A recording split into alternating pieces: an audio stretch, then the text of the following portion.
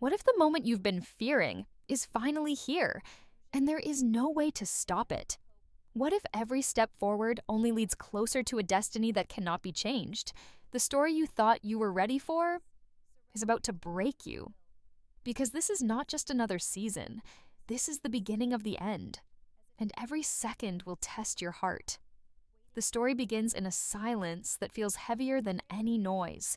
The air itself seems to hold its breath, as if the world already knows what is about to happen. The journey that started with hope, miracles, and faith now takes a darker turn, one that no one truly wanted to face. Everything changes in a single night, the moment Jesus is arrested. There is no warning, no time to prepare. One moment, there is belief and unity, and the next, everything begins to fall apart. The disciples, who once walked with confidence beside him, are now filled with confusion and fear. They cannot understand how things have come to this. How can someone who healed the sick, who gave hope to the broken, now be treated like a criminal? And yet, through all of this chaos, Jesus remains calm. That calmness is what makes this moment even more powerful. While everyone around him is losing control, he stands still, steady, and unshaken. It is not weakness. It is something much deeper. It is the quiet strength of someone who already knows what is coming and has accepted it. As he is taken away, there is no resistance, no anger, only silence. A silence that speaks louder than any words. Soon, Jesus is brought before Annas, a man who still holds power even without the title of high priest. This is where the first test begins. The questions are sharp, filled with suspicion and hidden anger. They are not asked to understand, but to trap, to accuse, to break him. They question his teachings. They question his followers. They question everything he has done. But Jesus does not react the way they expect. Instead of fear, there is clarity. Instead of hesitation, there is truth. He answers with a calm voice, reminding them that everything he has said was spoken openly, in front of everyone. There were no secrets, no hidden plans, and yet they continue to question him as if he is hiding something. This moment reveals something important, not just about Jesus, but about the people around him. Because sometimes the truth is not enough for those who have already decided what they want to believe. Tension begins to rise. The room grows heavier with every passing second. The frustration of the guards becomes visible. They are not getting the reaction they expected. They wanted fear, but they are facing something they cannot control. And then it happens. One of the guards, unable to handle the calmness, strikes Jesus. It is sudden, harsh, and deeply unfair. And yet, even in that painful moment, Jesus does not fight back. This is where the emotional weight truly begins to hit. Because this is not just physical pain, it is the beginning of something much bigger, something that will only grow more intense with every step forward. At the same time, his disciples are watching from a distance, their hearts breaking with every moment. They want to act, they want to protect him, but they are powerless. And that feeling of helplessness is something they have never experienced before. Everything they believed was unshakable is now slipping away. But the most painful part is this. Jesus already knows. Deep inside, he understands that this path cannot be stopped. No argument, no truth, no miracle will change what has already been decided. The people judging him are not looking for justice. Their minds are already made up, and that realization changes everything. Because from this moment on, it is no longer about proving innocence. It is about enduring what is to come. The questioning ends, but the tension does not. In fact, it only grows stronger, because this is just the beginning of the trials he will face. The path ahead is filled with more accusations, more pain, and more moments that will test not only him, but everyone who believes in him. And as the night moves forward, one thing becomes clear. This story is no longer about hope alone, it is about sacrifice. The night does not get easier, it only grows darker. After the first questioning, Jesus is taken to face another trial, this time before Caiaphas and the council. This is no longer just an interrogation. This is where decisions are pushed forward, where patience disappears, and where the tension reaches a breaking point. The council is restless. They are not searching for truth anymore. They are searching for a reason to justify what they already want to do. Messengers are sent across the city, bringing in witnesses one after another. Each one comes forward with claims, with accusations, with stories meant to prove that Jesus is guilty. But something is wrong. Their words do not match. One says one thing, another says something completely different. Their testimonies fall apart the moment they are spoken. The more they try, the more obvious it becomes that there is no real case against him. For a brief moment, it almost feels like the truth might win. But that moment does not last. Instead of stepping back, Caiaphas becomes more determined. His frustration begins to show. The failure of the witnesses does not stop him, it pushes him further. Because this was never about evidence. It was about control. The room grows tense. The noise fades. And then Caiaphas decides to take control himself. He looks directly at Jesus and asks the question that changes everything. Are you the Messiah? It is a simple question, but the weight behind it is enormous. The entire room waits. This is the moment they have been pushing toward. This is the moment that will decide everything. And once again, Jesus answers without fear. His voice is steady. His words are clear. He does not deny who he is. Instead, he speaks with a quiet authority that fills the room. He tells them that they will see the truth for themselves, that the Son of Man will be seen in power and glory. For a second, there is silence, and then everything explodes. The answer they were waiting for has finally come, but not in the way they expected.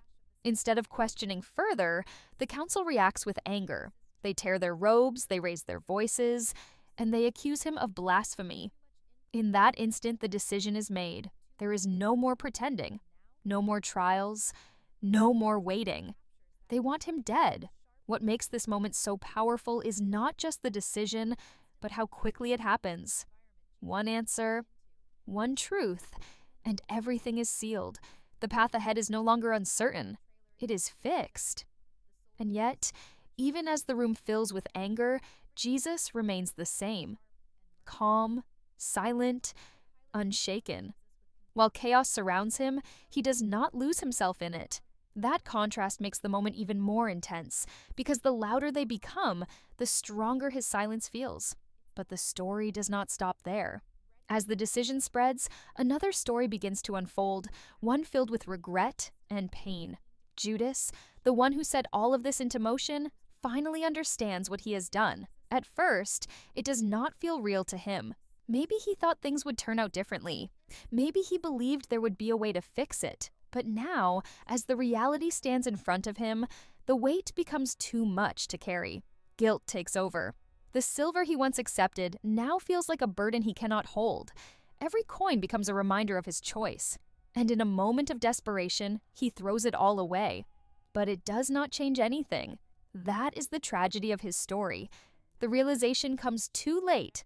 No action, no regret, no apology can undo what has already been done. And while Judas is breaking under the weight of his mistake, Jesus continues walking toward his fate. The contrast between these two paths is powerful. One is filled with regret and chaos, the other with acceptance and silence. As the night slowly moves forward, the next step becomes unavoidable, because the council does not have the final authority. To complete their plan, they need approval from Rome. And that means only one thing. Jesus must now stand before Pontius Pilate. A new trial is about to begin, and this one will decide everything. Morning arrives, but there is no relief. Instead of light bringing hope, it only reveals how far things have already gone. The night of questioning is over, but the real judgment is just beginning. Jesus is now taken before Pontius Pilate, the man who holds the power to decide life or death. And from the very first moment, something feels different. Pilate is not like the others. He is not driven by anger or fear. He watches carefully, observing everything, trying to understand what is truly happening. As Jesus stands before him, there is no sign of guilt, no desperation, no attempt to defend himself in panic. Instead, there is that same calm presence, the same quiet strength. And Pilate notices it. He begins with a direct question. one that cuts straight to the center of the accusations. Are you the king of the Jews? It is a political question, a dangerous one, because if the answer is yes, it could be seen as a threat to Roman power. The entire situation hangs on this moment. But once again, Jesus answers in the same steady way. You say that I am. No fear, no denial, no attempt to escape.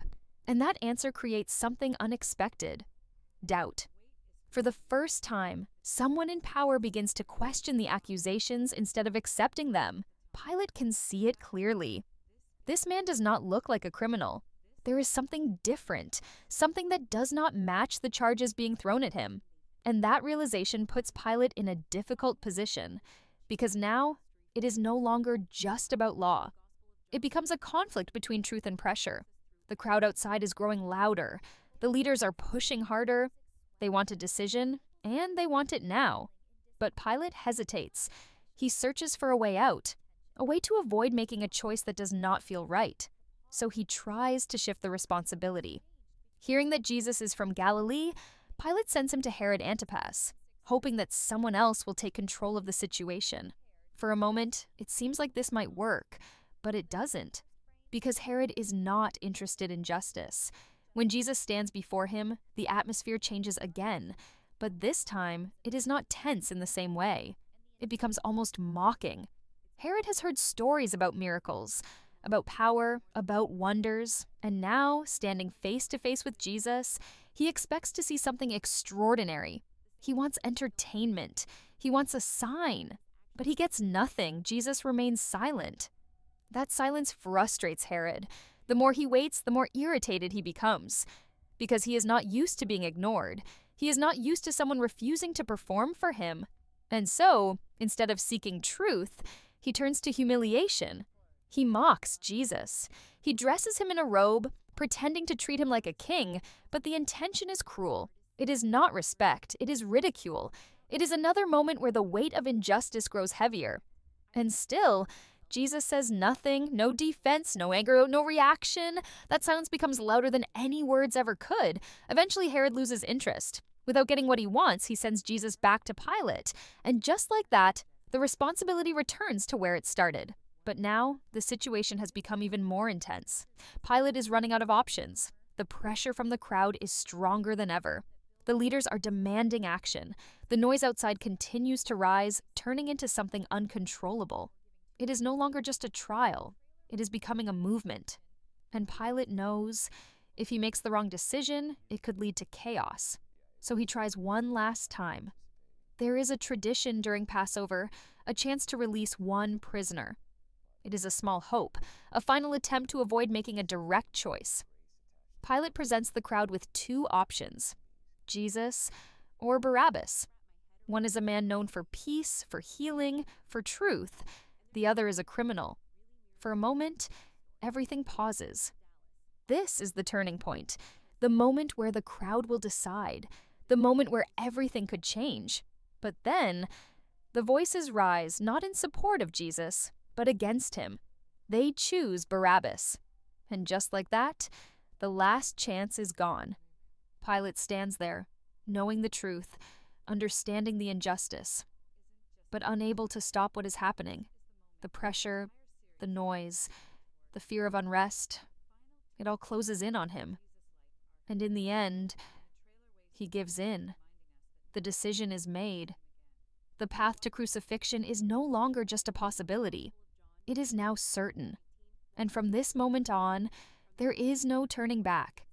The decision has been made, but the story is far from over. What follows is not just judgment, it is suffering designed to break a man before he even reaches the cross. The silence of Jesus continues, but the world around him becomes louder, crueler, and more violent with every passing moment. Pilate, now trapped between truth and pressure, gives the final order not because he believes it is right, but because he feels there is no other way out. His voice carries hesitation, but the crowd does not care.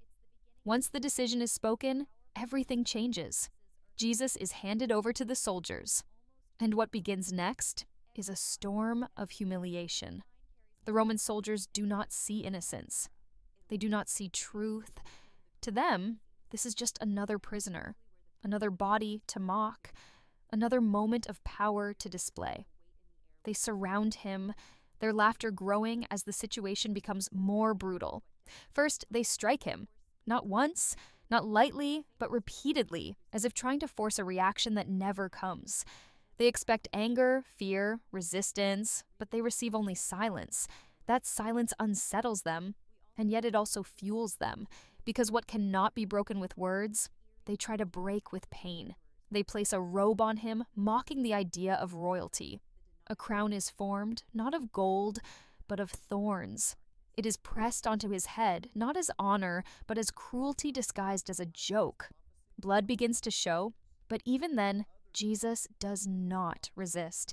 He does not fight back. He does not speak.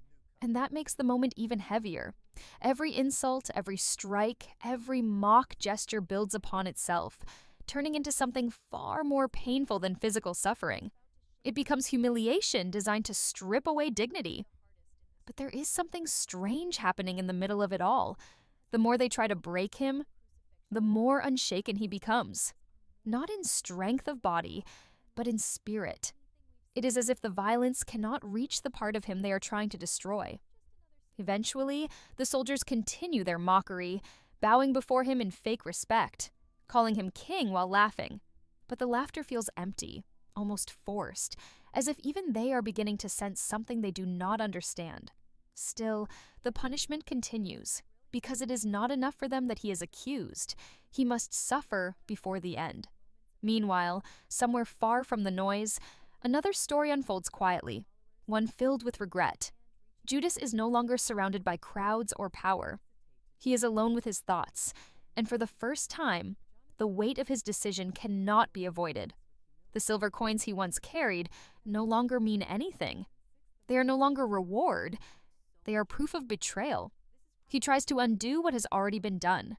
He throws the silver away, as if distance from it could erase his guilt. But it doesn't work. The past does not disappear just because it is rejected, and that realization destroys him from within. He never imagined it would go this far. He never believed it would end like this. But now, standing in the reality of it, there is no escape. Regret arrives too late. And while Judas is falling into despair, Jesus is being prepared for something even greater. The journey toward the cross begins. The soldiers lead him forward, and the atmosphere changes again. The mockery fades slightly, replaced by something heavier, something fennel. The road ahead is not just physical. It is symbolic of everything that has been building since the beginning. The weight he carries is not only pain, but purpose. And somewhere in the distance, the crowd gathers once again. Not to question, not to judge, but to witness what comes next. Because the moment everyone has been unknowingly moving toward is now here. The path to Golgotha has begun, and nothing will stop it. The road to Golgotha feels longer than it should be, as if time itself is slowing down to witness what is happening. Jesus walks forward, but every step carries weight far beyond his body. It is not just the pain of what has been done to him, it is the burden of every insult, every strike, every decision that has led to this moment. The crowd watches, but not everyone understands what they are seeing. Some mock, some remain silent, and some cannot even look. The soldiers force him onward, but his strength begins to fade. At one point, his body weakens, and it becomes clear that he cannot carry the cross alone anymore. The weight is too much. The exhaustion, the wounds, the suffering, all of it reaches a point where even standing becomes a struggle. And then something unexpected happens. A man is pulled from the crowd, Simon of Cyrene. He is not part of the story, not part of the plan, not part of the accusations. Yet in this moment, he is forced into the middle of it all. The soldiers command him to carry the cross. And he does. Not by choice, but by force. As the journey continues, the atmosphere grows heavier with every step. The noise of the crowd fades into a distant echo, replaced by a strange silence that follows Jesus like a shadow. It is as if the world itself is holding its breath, waiting for what comes next. Finally, they reach the place called Golgotha, the skull, a name that itself carries darkness. Here, everything slows down again. but only for a moment. The preparation begins. The soldiers move with routine precision, treating what is about to happen not as tragedy, but as procedure. Jesus is offered wine mixed with myrrh, something meant to dull the pain, but he refuses. Not out of defiance, but awareness. He chooses to face everything fully, without escape, without numbness, without anything to blur the moment. Then comes the cross. It is raised, prepared, and placed into position. Above him a sign is written, Jesus of Nazareth, King of the Jews. Meant as mockery, but it speaks louder than those who wrote it realize. The crowd gathers closer now. Some shout insults, some simply watch. The disciples are nowhere near the center, but their presence is felt in absence, fear keeping them hidden, grief keeping them silent. And then, the crucifixion begins. The moment is not described in detail. It is felt. A silence falls over everything as the weight of what is happening settles in. The world that once followed him through miracles, teachings, and hope now stands still at the edge of something unbearable. Beside him, two others are also crucified. One mocks him, unable to see beyond his own suffering.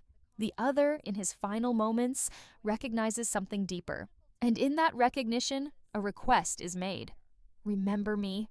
And Jesus responds with words that carry a strange peace, even in this place of pain. Today, you will be with me in paradise. Even here, even now, there is still mercy.